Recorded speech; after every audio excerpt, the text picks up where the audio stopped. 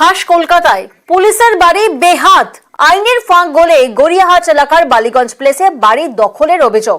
স্থানীয়দের দাবি, এলাকার কয়েকজন তৃণমূল নেতা বাড়ি দখল করে প্রমোটিং করতে চাইছেন। এর পেছনে স্থানীয় এক প্রভাবশালী তৃণমূল নেতারও মদত রয়েছে বলে অভিযোগ উঠছে।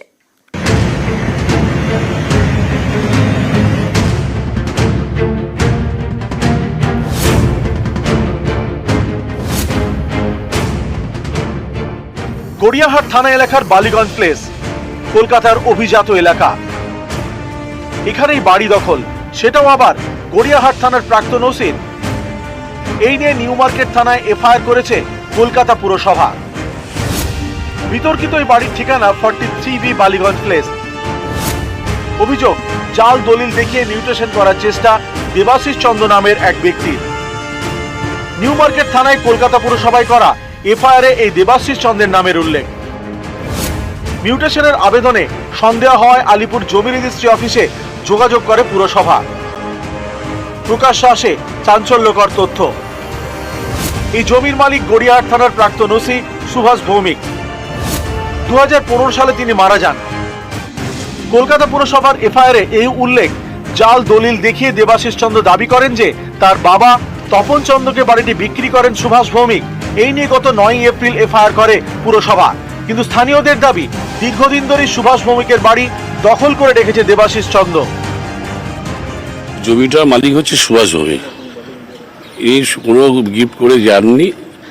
আমাদের কাছে যা খবর আছে, বাবা নাকি গিফট করেছে।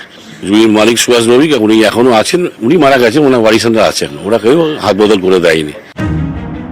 এপ্রিল এফআইআর আর জুলাইতে এই বাড়ি দখলমুক্ত করতে যায় পুলিশ, কিন্তু তা করা যায়নি। পুলিশকে বাধা দেওয়া হয় বলে অভিযোগ। এরপর গত 11 জুলাই বাড়িতে নোটিশ দেয় পুরসভা। জানিয়ে দেয় পুরসভার অনুমতি ছাড়া বাড়ির কোন অংশ ভাঙা যাবে না। গড়িয়াহাট থানার প্রাক্তন ওসি সুভাষ ভৌমিক, তার বাড়ি বেহাত হয়ে যাওয়ার অভিযোগ। স্থানীয়দের আরো অভিযোগ, পরিত্যক্ত বাড়িতে চলে নানা অসামাজিক কাজকর্ম। সন্ধে হলেই বসে মদের আসর। সন্ধ্যের পরে যত অ্যান্টি সোশ্যালরা আসে, ঢোকে, নেশা ভাঙে, ইঞ্জেকশন যাবতীয় নেশা হয়। তো আমরা স্থানীয় বাসিন্দা হিসাবে এটাই চাইবো কর্পোরেশন বা প্রশাসনকে, যদি বন্ধ করে দেয় খুব ভালো হবে। খাস কলকাতায় বাড়ি দখলের অভিযোগ, সেটাও আবার প্রাক্তন ওসির। এখানেই প্রশ্ন, বালিগঞ্জ প্লেসের মতো জায়গায় বাড়ি জবরদখল হচ্ছে, এই নিয়ে প্রশাসন কি করছে? স্থানীয়দের দাবি, দেবাশিস চন্দ্রের পেছনে এলাকার কয়েকজন তৃণমূল নেতা আছেন। তারা দখল করা বাড়ি ভেঙে প্রমোটিং করতে চায়। এদের মাথায় এলাকার প্রভাবশালী তৃণমূল নেতার হাত রয়েছে বলেও দাবি স্থানীয়দের। অভিযোগ হলো দেবাশিস চন্দ্র বলে একজন, তিনি এই জমিটা দখল করেছেন। ওনার সাথে অনেকজনই আছে, ওনারা সরে যান এখানটা থেকে, সেটাই। প্রাক্তন ওসির বাড়ি দখলের অভিযোগ স্থানীয় তৃণমূল নেতাদের একাংশের দিকে। তাদের বক্তব্য নিতে গেলে নিউজ 18 বাংলার সাংবাদিক এবং চিত্র সাংবাদিককে বাধা দেওয়া হয়। কেন ওটা নেবে? বাবু ডান্ডা করে বার করেন। আমার নামটা কি বলেছে? একজন রীতিমতো ধমক দেন। আপনাকে যেতে দেবো না। আপনার গাড়ি থাকবে, পুলিশ নিয়ে যাবে, পুলিশ এসে আপনাকে যেতে দেবো না। আপনাকে ছাড়া হবে না। ছেলে নিয়ে আসছে সবাইকে। বিতর্কিত বাড়ি কলকাতা পুরসভার 68 নম্বর ওয়ার্ডের মধ্যে পড়ে। পুরসভার অধিবেশনে স্থানীয় তৃণমূল কাউন্সিলর সুদর্শনা মুখোপাধ্যায় প্রশ্ন তোলেন।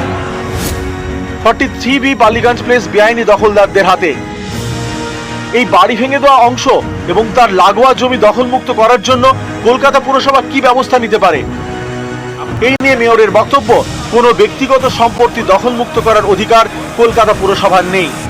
দখলদারি সরানোর একটা ধারা আছে, সেই ধারাতে আইপিসি অনুযায়ী পুলিশ এসে ব্যবস্থা নিতে পারে, কিন্তু কোনো একটাই কলকাতা কর্পোরেশনের হাতে এই ক্ষমতা নেই যে বেআইনি দখলদারি তাকে সরানো। এটা একমাত্র কোর্ট করবে এবং কোর্টের অর্ডারে পুলিশ দাঁড়িয়ে থেকে এই কাজটা করবে।